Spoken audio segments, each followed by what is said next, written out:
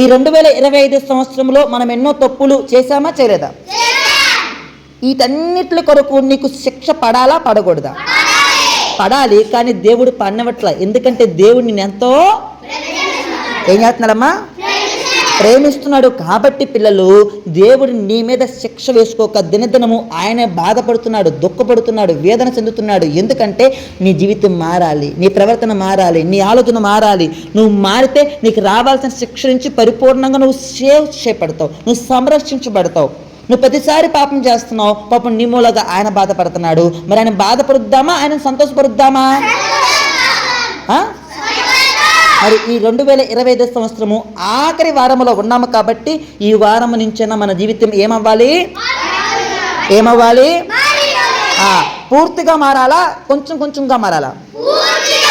పరిపూర్ణంగా మన జీవితం రూపాంతరం చెంది దేవునికి మహిమకరంగా క్రీస్తు యేసులో ఉండుదుము గాక.